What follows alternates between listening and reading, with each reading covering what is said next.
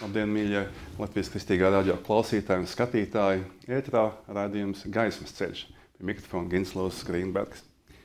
Paldies, ka mēs varam būt kopā. Paldies jums un paldies arī debes Tēvam par to lielo žēlstību, ka Latvijas Kristīgais radio var būt ēterā un liecināt par Jēzu Kristu, par mūžīgās dzīvības cerību, par grēku piedošanu, viņa krusta nopelnā, jaunajā derībā, jaunās derības asinīs. Un arī šodien mēs runāsim par cilvēkiem, kas ir liecinājuši par šo brīnišķīgo Dieva žēlstību un glābšanas cerību un mūžīgās dzīvības cerību un grēku piedošanu, Jēzus Kristus asinīs. Un šodien turpināšu runāt par Čārlzu Spērģenu, kurš dzīvoja no 1834. līdz 1892. gadam.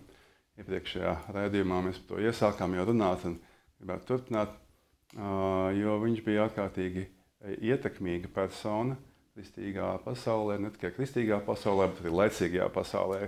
Un viņa vārdi tika nodrukāti un izplatīti pa visu pasauli, kā šodien līdzīgi internets izplata ziņas par to, kas ir noticis kādā draudzē, ja kaut kur kādos notikumos plaši. Interesanti, tajā laikā tas pats notika ar presi, un varbūt ne tik ātri un varbūt ne tik apjomīgi, bet faktiski pēc apjoma šķiet ļoti tuvu, jo viņas pediķus drukāja katru nedēļu. Jauno spediķi viņi izplatīja par visu pasauli 40 valodās, viņš tika tulkots un vairāk 100,000 eksemplāru katru nedēļu, plus vēl grāmatas un citas lietas. Un sākumā viņi uzskatīja par puišeli vienkārši, un viņš ļoti agri iesāka savu kalpošanu, 17 gados viņš kļuva par mācītāju, bet to varbūt šodien to mēs arī runāsim, kā tad tālāk viņam gāja. Un gribētu šodien runāt tieši par vienu tādu aspektu, jo es negribētu šos te rādījumus, būs vairāk rādījumu, tas kungs tā dos par šo Dievu vīru. Negribētu viņu tādā biogrāfiskā secībā, kaut arī sekotu biogrāfijas grāmatai vienai, centrālē, tad būtu tāds Čārls Rī, Čārls Spērģena dzīves stāsts, jeb viņa dzīve, un viņa arī šo te grāmatu anotāciju ir rakstījis ar viņa dēls, un viņa izdod 1903. gadā. Tad tāds 10 gadus pēc viņa aiziešanas mūžībā. Bet vairāk pēc tādiem tematiem, jo visu nepastāstīt, bet tā pamācība, ka mēs varam mācīties no Spērģena dzīves, ir tiešām, man liekas, diezgan tāda būtiska, un ir vērts tam pievērst lielāku uzmanību. Mēs jau iepriekšējā sezonā runājām par vienu citu ļoti iespaidīgu notikumu. Kristīgā vēsturē notika 70, 80 gadus pirms Spērģena, un proti tas bija Džons Veslijs. Džons Veslijs un Džordžs Vitfields. Un šie divi vīri atstāja ļoti lielu iespēju arī uz pasaules vēsturi. Tur sīdēties, cik grib, kurš bija lielāka iespēja, bet kādā ziņā Spērģena iespējas tiek viennozīmīgi salīdzināts ar šiem diviem vīriem, abiem kopā. Un daudzi viņu laika biedri teica, ka tik liela iespēja kristīgais sludinātājs nav bijis kā Čārls Spērģens, bet tas nebija pašā sākumā. Un tā lieta, pret ko nostājās Džordžs Vitfields un Džons Veslijs, bija tāda garīga notvilināšanās, garīgs tāda vienaldzība pret Dievu vārdu, pret Dievu ceļu, pret Dievu darbiem, pret Dievu vārdu, kā pamatlikumu, kā dzīves pamatlikumu, jo bija iesākusies tāda milzīga tāda liberalizācija, tāda sociālisma izplatība un tam līdzīga un dažādos veidos, un atkāpšanās, citiem vārdiem atkāpšanās no Dieva vārda.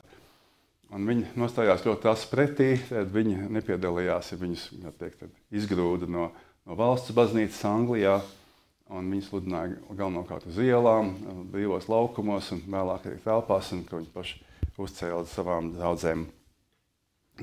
Sākumā viņi darbojās kopā, bet pēc tam atsevišķi. Un arī ļoti daudz Džordžs Vitfields darbojās Amerikā. Un viņi tiešām darīja lielu darbu, atstumdam no šo antikristīgo jauno politiku, jauno dzīves veidu, jeb jauno domāšanas veidu, kādā mēs arī šodien joprojām dzīvojam. Un faktiski tajā pašā cīņā bija arī Čārls Spērģens. Viņš nostājās pret visu šo te pasaules atkrišanu no Dieva vārda, kas bija vēl pat 70 līdz 100 gadiem tālāk saraudzējusi sabiedrību, bet galvenokārt sabiedrības aristokrātisko daļu, jeb sabiedrības krējumu, notika tāds Francijas revolūcija un Napoleona kari un dažādas antikristīgas lietas.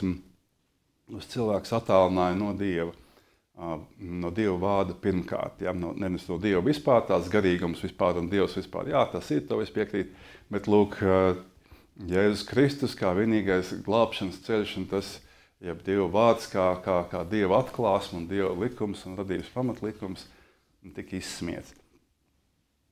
Lūk, šajā te noskaņojumā tad Čārls Spērģens, jauns zēns, ienāca šajā te kristīgajā pasaulē, var teikt. Viņam bija tēvs un vectēvs mācītāji. Viņš dzīvoja pie vectēva, pie tēva mājās. Viņam bija 17 brāļu māsas. Tur laikam nebija kaut kā vietas, viņš tad mazliet padalīja. Viņš dzīvoja pie vectēva savu mācītāju ļoti dievbijīga un vīra. Un mācījās no bērnu dienām lasīt no Bībeles un no teoloģijas grāmatām. Mēs pagājušajā redzējumā runājām par viņu to bērnību un par viņu atgriešanās stāstu 15, 16 gadu vecumā, cik viņš bija nopietns un īsts un kaut kur pat traģiski savā ziņā šajā jaunajā dvēselē. Bet Dievs viņu gatavoja uz lieliem notikumiem, ja, un lieliem darbiem priekšā.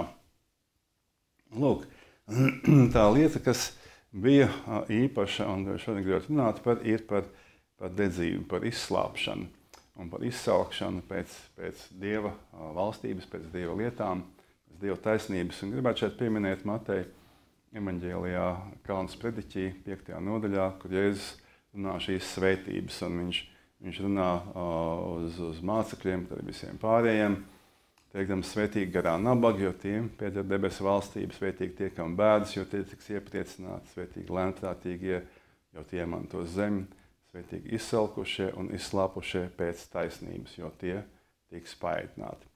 Šāds Dieva svētība un vienlaicīgi tas ir apsolījums, kā Dievs apsola cilvēkiem, ka viņi būs izsalkuši un izslāpuši pēc viņa taisnības, pēc tā, kas ir patiesas un taisnas viņa acīs, un pēc tā, ka saņemt no viņa šo taisnību, ja, un dzīvot pēc viņa prāta, tas kopsumā to apmēram nozīmē.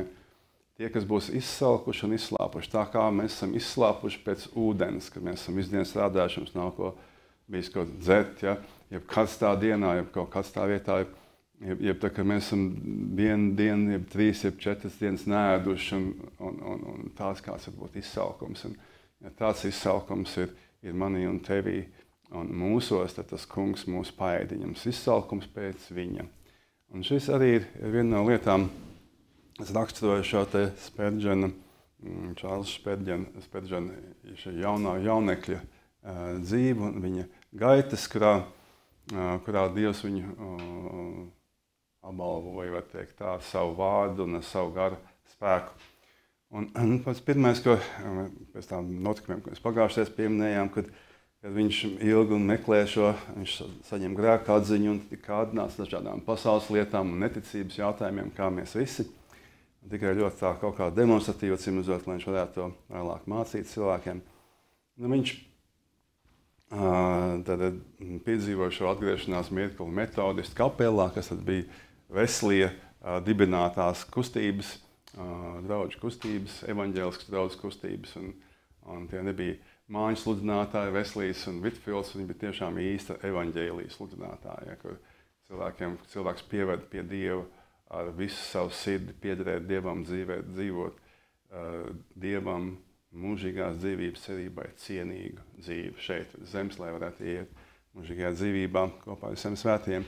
Nu, lūk, un šajā vietā, šajā notikumā, kāds sludinātājs, kas bija nejauši tur gadījies, īstais sludinātājs bija paredzētājs, bija aizkavēts sniegputeņu dēļ, un šis te cilvēks, kas sludināja, tāds izstījās pēc kurpniekiem, kā cita, teica, jaunais cilvēks, esiet nepatikšanās, nekad netiksiet ārā un iesiet bojā, ja neskatīsieties uz Kristu. Skaties uz Kristu. Un tajā mirklī Čārls Veslijs, Čārls Sperdžens ieraudzīja Kristus realitāti, ja, kā dzīvā Dieva realitāti ar savām garīgajām acīm, un Kristus pats bija sagatavojis šo satikšanos un dzīvo jaunu dzīvi pēc tam. Bet interesantais, kad viņam kļūstot populāram, Čārlim Sperdženam, tad viņa sekotāji daudz rakstīja vēstules un vēstures par tiem notikumiem, kas ir notikuši, un viņi nevarēja atrast šo cilvēku, kas ir sludinājis. Un neviens nevarēja atcerēties šo te vīru, ka viņš tāds būtu bijis un ka būtu tāda reize bijusi. Un tas gan notika pēc vairākiem gadiem, ka viņi meklēja to arī tās pierakstos un grāmatās, un tas neatradās. Un tas tāds interesants notikums, fakts. Lūk, pēc atgriešanās Čārls Sperdžens darīja visu, ko viņš varētu, lai viņš pagodinātu Dievu. Viņa mērķis dzīvē bija pagodināt Dievu, kurš viņu ir izglābis. Izglābis no grēka, ļaunuma un tumsas un nāves dzeloņa. Un viņš tiešām saprata šo piedošanu, šo Kristus asins un jaunās darības asins un krusta piedošanas spēku, ka cilvēks ir brīvs no tā. Un tas, kas viņu patur šajā brīvībā un piedošanā, ir Kristus pats. Ja?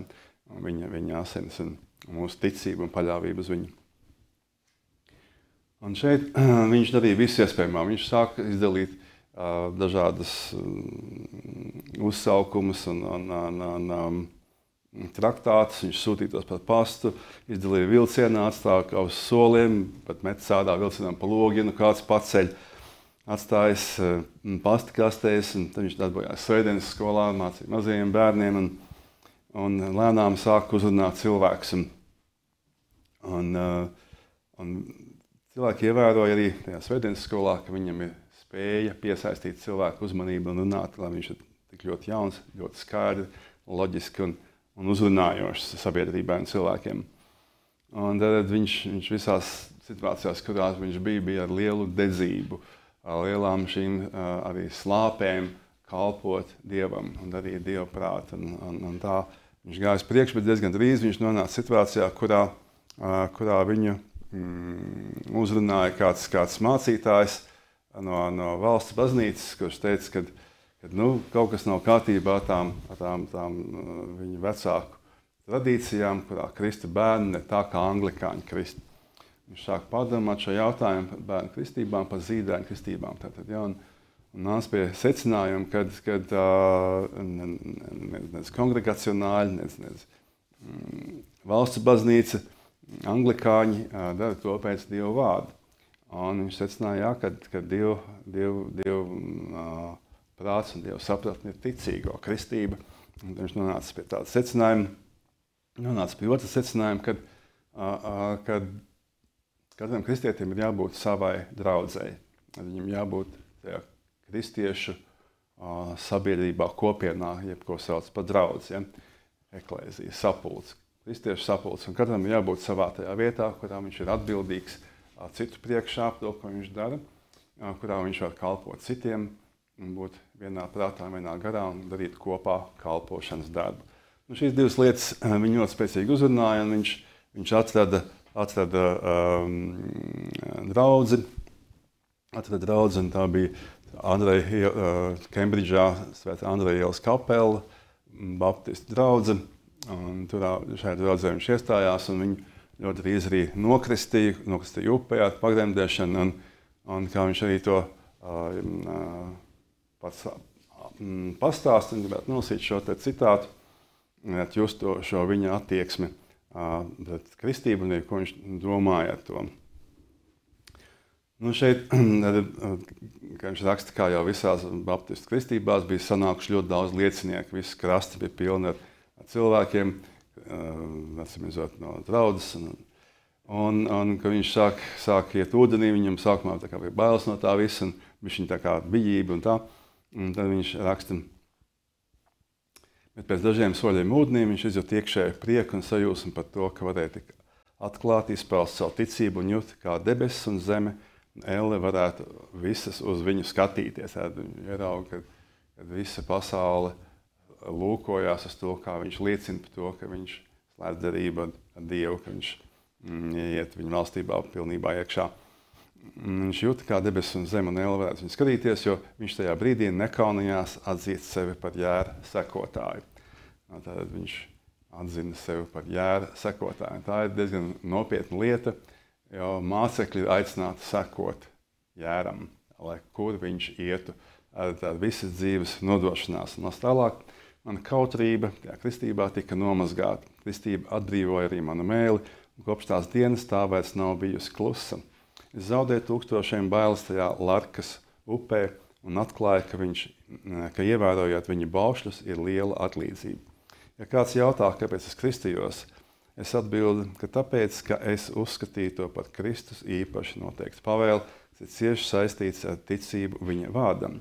Kas tic un tiek kristīts, tas taps glābts. Man nebija nekāda pārliecība, ka kristība mani glābs, jo es jau biju glābts. Es nemeklēju grēku nomazgāšanu ar ūdeni, jo ticēju, ka maniem grēkiem ir piedots un caur ticību Jēzum Kristum. Tomēr es uzskatīju kristību par ticīgā attīrīšanās zīmi, par viņa aprakšanu kopā ar savu kungu, simbolu un viņa jaunas dzimšanas, atzimšanas ārējo apliecinājumu. Es nepļāvos uz to, bet tāpēc, ka es paļāvos uz Jēzu kā uz savu glābēju, es jutos, man bija pienākums paklausīt viņam kā savam kungam un sekot viņa piemēram. Ja ko viņš mums deva Jordānā savā kristībā. Es nepildīju ārējo priekšstatu, lai pievienotos konfesijā un kļūtu par baptistu, bet gan būt kristietim pēc apustuļa parauga, jo viņi, kad noticēja, tika kristīti. Ja tad šeit iezīmēs tas, ko es iepriekš arī minēju, kad viņam šī apustuliskā mācība bija ļoti svarīga, tā, kas ir pirmdraudzes rīcība. Viņš arī sakoja visā savā dzīvē, kā viņš to vislabākā veidā saprata. Un šī jaunekļa dedzība šeit mēs varam noprast to skaidro attieksmi. Un viņi arī Dievs apbalvoja žēlastību, sludināt viņa valstību ar spēku un ar lielu ietekmi. Šajā draudzē, kurā viņš nokļuva, šajā Andrejas ielas kapelā, viņš sāk darboties un līdzdarboties visās lietās, un drīz viņi arī tur ievēroja, ka viņam ir īpaša sludināšanas un runāšanas spēja. Un viņu uzņēma laju sludinātāju biedrība. Tātad laji ir ticīgie, kas nav priesteri, kas nav mācītāji, kas nav ordinēti, kam nav speciāls kaut kādas izglītības, jeb tam līdzīgi tā lais. Ja? Mēs to labi pazīstam šo vārdu. Un tad ir laju sludinātāju biedrība. Tas ir interesanti biedrība. Viņa nav bijusi tā kā plaša lieta, bet viņa bijusi tieši šajā Kembridžas apkaimē, un tas bija saistīts tieši šo Andreja kapelu, tā Andreja ielas kapelu. Un viņa pašā sākumā jau tur uzaicinājumi šī biedrība nodarbojās ar to, ka tos savus biedrus izsūta uz apkārtējiem ciematiem Kembridžas, visvienkāršākajiem, nabadzīgākajiem, varbūt dzērājiem, tam līdzīgiem cilvēkiem un prostitūtām, lai viņi sludinātu evaņģēliju tur, kur izglītot cilvēki nedodās parasti. Ja, uz mazām draudzītēm, kuras nespēja uzturēt mācītājus, ir arī apkalpot viņus, kurām vispār nav ēkas. Un līdzīgā situācija arī Spurgeons sūtīja, un kādā reizē viņš vēl nebija sludinātājs, bet kaut ko viņam kalpot, ja kaut kā tam līdzīgi. Kādā reizē tas bīskaps vietējais, baptists, nezinu kāds, tāds Vinters uzvārdā, viņam teica, ka viņam jāiet līdzi kādam vecākam brālim, arī jauneklim, palīdzēt viņam sludināt uz kādu lauku draudzīti, kaut kādu mazu. Tādu draudzīti izrādījās dzīvojamā mājā, sapulcējušies pār 10 cilvēku. Un viņi pa ceļām iet uz turieni, un viņš runājas ar to brāli, kurš vecāks, un kurām tā kā būtu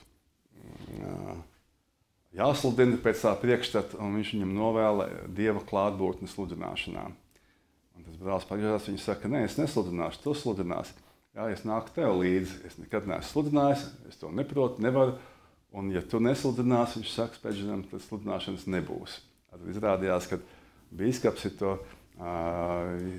kombinācijas izveidojis, lai pārvarētu Spēģena kautrību sludināt draudzē. Ja, jo viņš bija sludinājis svētdienas skolā un savā draudzē bija runājis, un visi bija novērtējuši, ka viņš ir spējīgs runāt. Nu, un tad viņam bija pusstundas laikā, kamēr viņi aizgāja līdz turienei, jātop skatībā, ko viņš sludinās, kā viņš sludinās un kas būs. Viņš arī nenobijās, viņš paļāvās uz Dievu, kā viņš visā savā mūžā to darījis un sludināja evaņģēliju tur. Un visi bija tādā sajūsmā par to, kas tur bija. Un pirmais jautājums, kamēr to dievkalpojums nebija beidzies, cik tu esi vecs? Viņi skatās to mazo puisi, šo jauneklī, pusaudzīti. Ja? Un bez tam viņš tāds, diezgan tāds vienkāršs no izskatu, teikt. Tāds ir bijis savās jaunekļu dienās. Ja? Un tāda vienkārši seja, tāda laucinieciska un mazliet apaļa, tāda seja, tāda bērnišķīga. Un kad viņi nāk ārā tādi spēcīgi Dieva vārdi, un viss bija pārsteigti. Un pēc dievkalpojuma, kad viņš bija, tā kā vadītājs nebija atbildējuši šiem jautājumiem sapulces laikā, bet pēc, cik tad tu esi vecs? Viņš saka, mazāk par 60. Un kāda vecāka sieviete komentējas mazāk par 16. Tad viņam, tas ir angļu valodā tāda vārdu spēle, vai 60 vai 16, 60 vai 16, ja, uzliek uzsvaru, vai 16 vai 60. Tad viņš nebija teicis skaidri, ka viņam nav 16, viņš teica, ka mazāk par 60, bet to domu, ka viņam mazāk par 16. Nu, lūk, un daudz tās apulces bija ļoti lielā sajūsmā par šādu sludināšanu, nebija nekad brīnišķīgas lietas dzirdējies, un viņi aicināja atkal. Bet pēc kāda laika tad viņi uzaicināja, un viņš arī sludināja, bādāk kā citādi draudzēs, viņi uzaicināja uz tādu Waterbeach ciemata kapelu sludināt. Un, kad viņš to sludināja, viņi bija tādā interesantā mājā, kas bija balvožu māja, ja balvožu mītne bijusi kādreiz. Kad viņš sludināja tajā vietā, tad cilvēki, viņi bija kaut kā 40. draudzē, un viņi diezgan drīz viņu uzaicināja par mācītāju. Un tas bija pilnīgi kaut kas ekstrēms. Viņam bija 17 gadi, nebija teoloģiskā izglītība, un viņu uzaicina par mācītāju. Es redzot, tie vecākie brāļi draudzē, viņi bija piekrituši tam visam, un viņš kādu laiku šaubījās, un tā, bet tad metās iekšā darbā ar visu savu deksmi.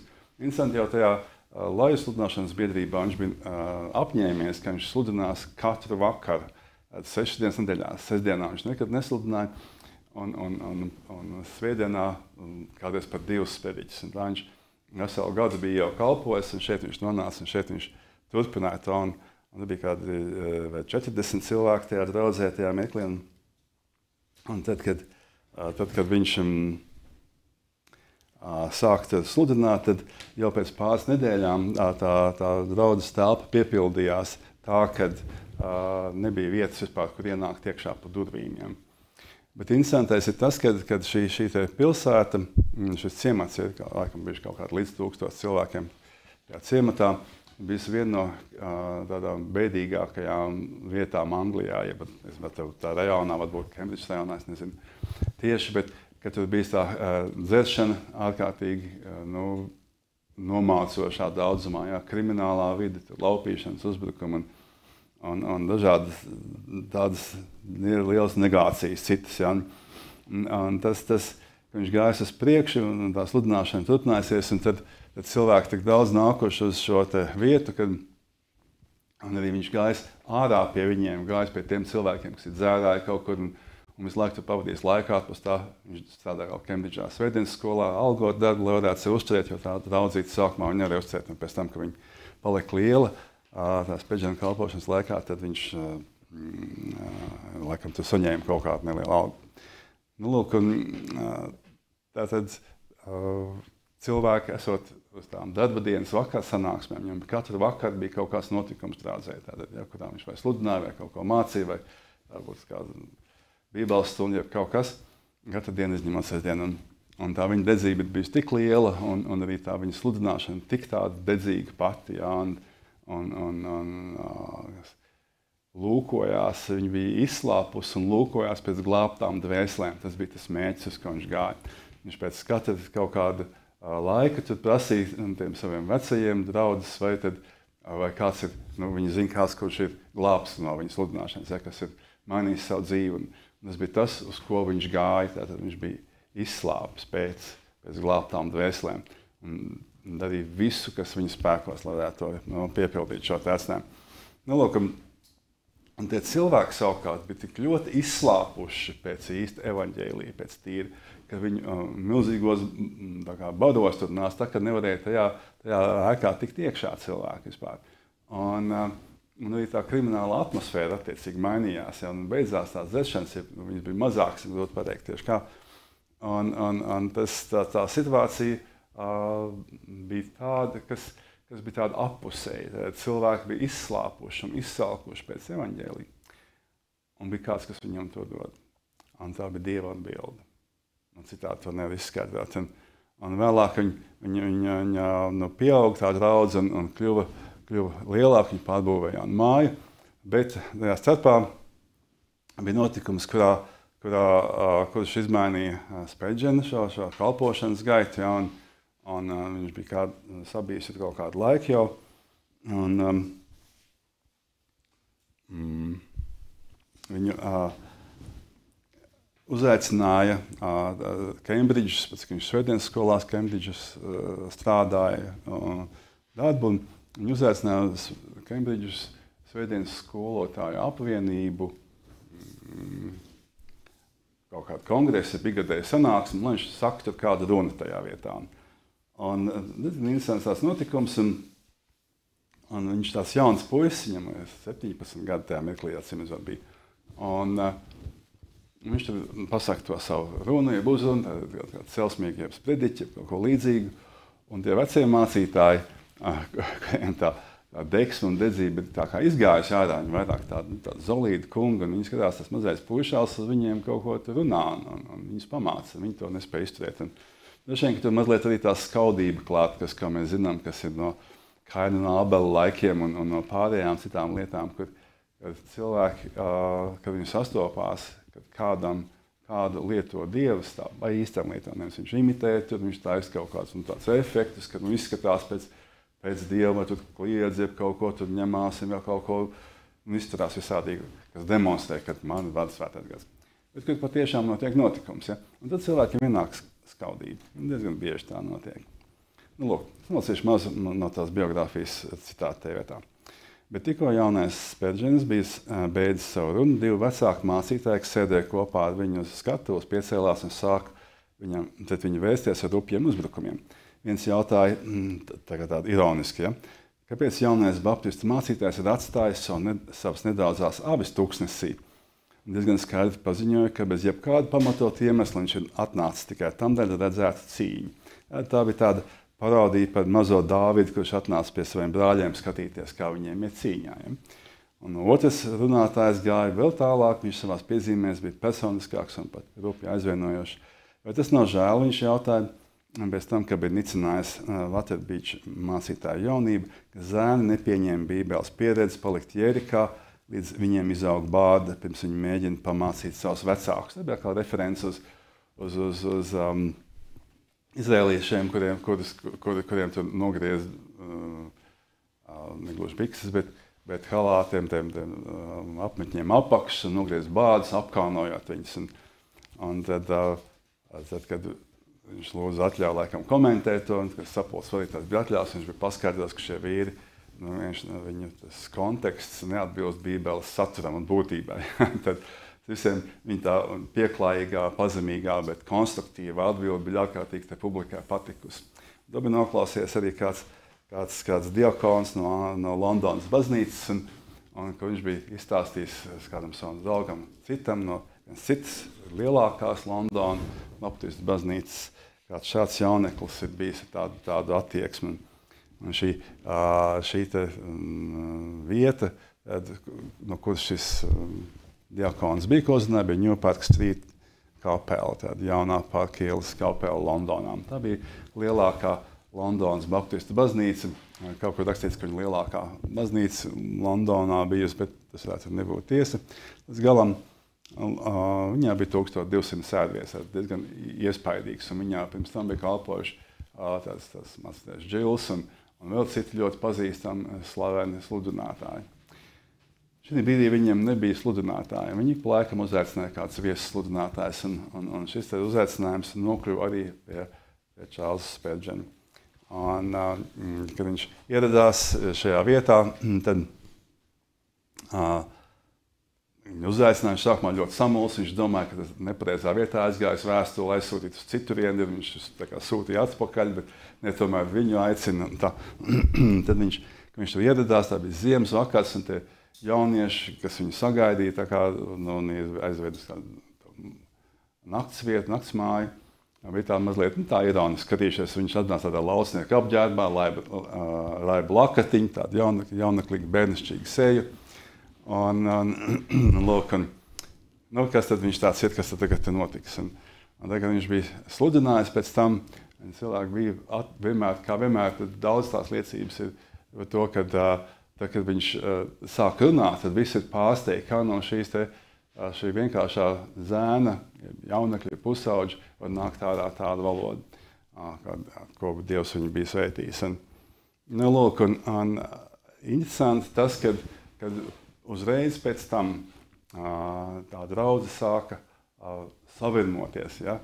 Un laikam vēl viena lekcija, tad pat tās bija sprediķis tajā pašā reizē, kad viņš bija, un pilnīgi attieksme viņu izmainījās vispār. Interesanti, ka pēc kāda laika viņu uzaicināja uz vēl vienu reizi. Viņš atbrauc vēl vienu reizi, un tad viņam piedāvāja pārbaudas laiku, lai būtu par mācītāju šajā Londonas lielākajā baznīcā, jeb draudzē. Un viņš teica, ko jūs vispār dariet, jūs nesaprotat, ko jūs dariet, es esmu jauneklis vienkārši, un jūs vienkārši esat kļūdījušies. Interesanti, ka šie vecai bija novērtējuši to, ka viņš sludina skaidru un īstu evaņģēliju. Un tie cilvēki sāka pildīt to draudzi uzreiz, un šajos 3 mēnešos, ka viņš ar lielu tiepšanos pieņēma šo piedāvājumu. Viņš teica, es nebūšu 3 mēneši, kā jums tikko nepatiks, es uzreiz iešu projām. Sakot, viņš uzskatīja, ka viņš nav cienīgs tam. Un visu laiku, diezgan ilgu laiku mocījās ar to, kā viņš tāds jauneklis varētu būt cienīgs šādai lietai. Ja? Lūk, tad, tas, uz ko viņš paļāvās, ka viņš sludināja, viņš visu laiku saka, bija Dieva tuvums. Ja? Un pilnīga paļāvība un atkarība no Dieva, ka Dievs viņam dos to, kas viņam ir jāsaka, un viņš spēj sagatavoties, viņš vienmēr sagatavojās, bet nebija uzrakstīts sprediķis, bet kad viņa sirds bija pilna tādas dedzības un nopietnības to, ko viņš darīja. Viņš vienmēr meklēja Dievu tuvumu, ko viņš sludināja. Tas kaut kā atļāva tiem cilvēkiem saņemt un saprast to evaņģēliju patiesību, kas nāk no Dieva vārda, ko viņš sludināja, un evaņģēlija vēsts. Un cilvēki piepildīja šo. Bija laikam kādi 200 bijuši tajā brīdī no 1200 vietām. Ja, te var teikt, ka tāda draudze bija tā kā sarukusi šajā mirklī. Un jau pēc pāris nedēļām, ja 2-3 nedēļām, precīzi, šī telpa pildījās. Un pēc tiem pusotru mēneša, kad tas bija tas pārbaudas laika posmā, ja, šī draudze bija pilna ar cilvēkiem. Un tā bija tāda izslāpšana pēc patiesa un īsta evaņģēlija. Un interesants šis konteksts ar šo liberālo teoloģiju, kas bija pārņēmusi pasauli, var teikt, un arī Anglijā, kur Dieva vārds vairāk neskaitījās īsts Dieva vārds, bet kaut vēstures, kaut kāda liecība, kur varbūt kas var zināt, no kurienes tās bībeles ir nākušas un kas tie par rakstiem. Un mēs tādam tiem reformācijas laika, tiem vīriem tur neticam vairāk, ka viņi tur saka, ka tā ir tekstus receptus, tā ir Dieva vārds, kas nāk no paša sākuma un apstuļu mācību. Mēs tagad taisam jaunas bībeles, mēs tad tulkojām viņas par savām, un ko tu zinātnieki spriež, un zinātniskā kritika, un lingvistika, un vēl viss kas. Ja? Tad cilvēks noliek sevi centrā, ka viņš izlems, kas ir Dieva vārds un rakstīt to. Un tas viss, man gribētu viņu saukt par antireformācijas posmu, kas bija tā liberālisms, kas ienāca iekšā. Ja. Bija tas centra uzbrukums, bija tieši Dieva vārds. Ja. Apšaubīt Dieva vārdu, viņa autoritāti un pašu tekstu vispār. Ja. Un likt citus tekstus klāt, kādus mēģināt ņemt nost un paziņot, ka kādi citi te atradušies, kas ir tikpat svarīgi. tam līdzīgas lietas, lai cilvēku dabūtu projām no Dieva un Dieva vārda. Un tā bija tāda masveida kustība, kas pārņēma visu pasauli tajā laikā. Un tas ir 18. un 19. gadsimts, 1800.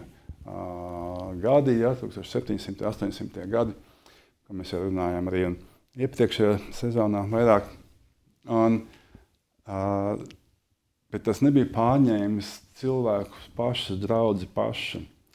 Un draudzi redzēja to, juta, šis notikumi demonstrē to, ka draudzi jūt, ka tā jaunā teoloģija ir bez dzīvības, kad runā par kaut ko citu. Un ka tas viss, tas rauks bija pārņēmis konfesijas un sludinātājs un galvenais skolas, teoloģijas skolas un koledžas. Un interesanti tajā sakarā, kad Spurgeons nebija beidzis nevienu koledžu. Ja. Viņš gatavojās mācīties, viņš pašmācības ceļā jau no savas bērnības, no saviem 4-5 gadiem mācījās teoloģiju, grieķu, ebreju, latīņu, franču valodas un matemātikas un tam līdzīgi. Un tajā laika posmā, kad viņš strādāja par svētdienas skolā, skolotāju, viņš pasniedz privātas stundas visās disciplīnās, Kembridžā. Un viņa paša tā dedzība pēc Dieva vārda bija tāda, ka viņš vienkārši visu laiku meklēja gan savu izglītību papildināt, lai viņš būtu labs sludinātājs. Ja? Viņš arī to darīja, bet viņš nebija izgājis skolu, un tad bija atsevišķi notikums, varbūt kāds nākušies, mēs to parunāsim, kāds tur gāja. Un viņš saviem, kas viņu aicina, tiem diakoniem, viņu parakstīt kapelas, viņiem saka, jā, bet man nav augstākā izglītība. Un kā tad jūs tā man uzņemiet, ja, un gribiet, lai es tur mācītājs kaut kādu manu izglītību. Interesanti,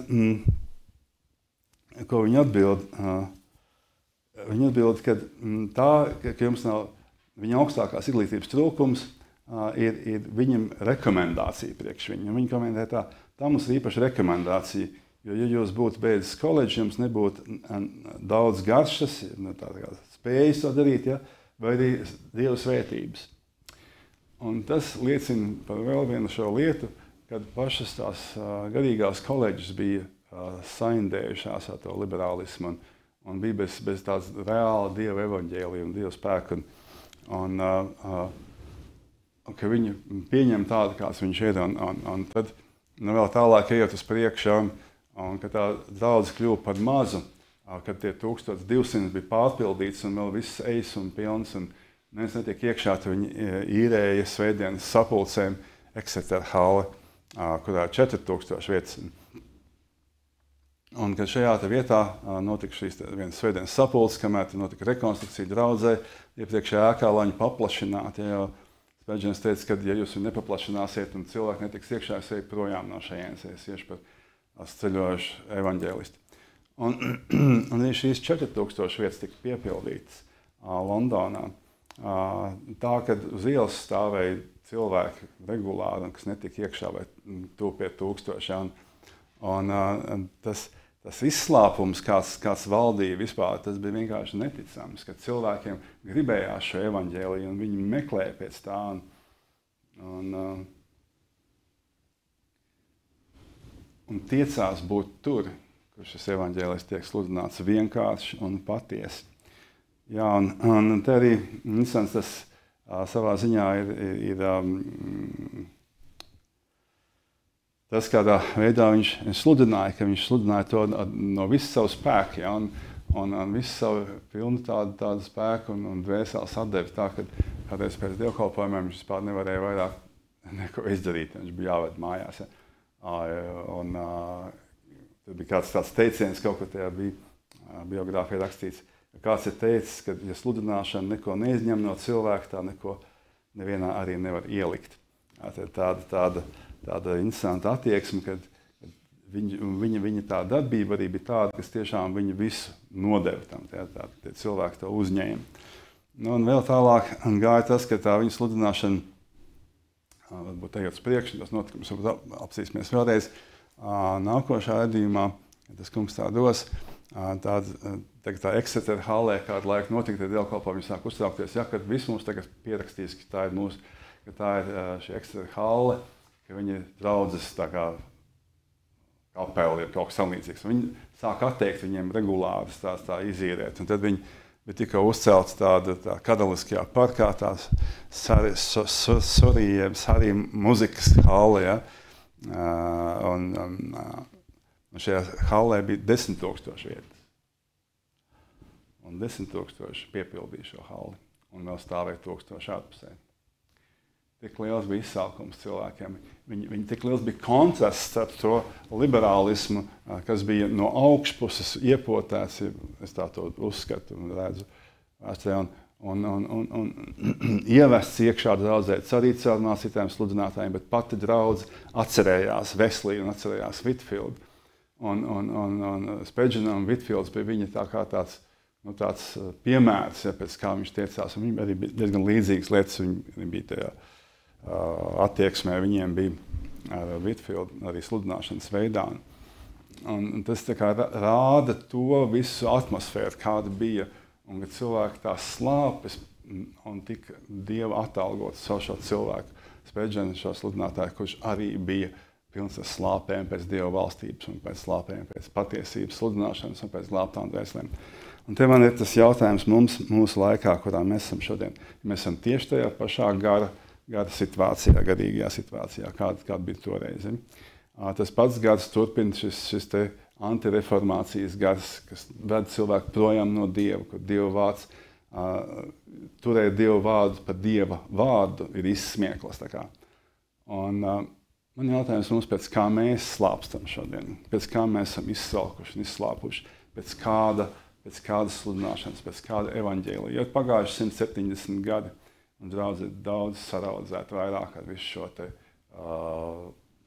antireformācijas garu, es varētu tā nosaukt, kas ir pret Dievu vārdu, kas saceļās pret Dievu vārdu. Kas ir ar mieru visu kaut ko darīt, bet ne sakot Dievu vārdam. Ja. Pēc kā mēs esam izslāpuši, kas ir tas, kas ir mūsu slāpes, uz ko Dievs atbildētu, kas ir tas, pēc ko mēs tiešām gribam. Vai tā ir emocija, ko mēs tiešām gribam, jeb labsajūta, lai mūs pajā un saka, ka mums viss ir kārtībā, vai arī lai pasludina patiesību tāda, kāda viņa ir nesagrodīta, neatšķaidīta, Dieva vārdu. Ja ir slikti ar mums, tad pasaka, kad ir slikti. Un ko mēs varam darīt, lai mēs dzīvotu mūžīgi? Ko mēs varam darīt, lai tā nebūtu imitācija, pie kā mēs tiecamies Dievu gāriem, tā būtu patiesa Dievu gārs. Kāds ir patiesa? Kas ir Dieva vārds patiesībā? Kāds viņš ir? Kā mums to atrast? Kā mums iet šo ceļu? Kā mums dzīvot mūžīgi? Ja mums pietiek ar to, ko mums dod un lai mums ir labi. Un mums liek mierā. Un mūsu grēku slepenos neuzstāda to, kas notiek mūsu sirdī, kas notiek mūsu domās. Ja? Tas vienam nav jāzina. Tā ir mana problēma, nejaucies. Kas ir mūsu slāpes? Tāda būs atbilde. Ja mūsu slāpes ir pēc ārējām lietām, pēc smukuma, pēc sajūsmas, pēc viss ir forši un mēs visi esam feini, tad mēs arī to dabūsim. Jūs vai mēs kopā. Bet ja mums būs slāpe pēc patiesības, tad Dievs arī mūs uzrunās šodien. Tas ir tik būtiski, un tas ir tik ļoti jūtams šajā notikumā, Spurgeon, kad šī Dieva atbilde bija uz slāpēm. Un interesanti, ka tās slāpes bija ne tikai Anglijā, visā pasaulē meklēja un dzirdēt viņu. Sākumā bija liela protesta un no visām mēdījiem un tam līdzīgām lietām un mēģināja noēst viņu pilnībā par to nākošā radījumā. Bet tā slāpe bija. Tas kungs, lai mums palīdz slāpt pēc viņa taisnības un saukt, lai viņš mūs paēdina, kā viņš mūs to ir solījis. Paldies, mīļie! Svētīt un pasargāt, ja tas kungs dos. Tiksimies atkal pēc nedēļas. Visu labu!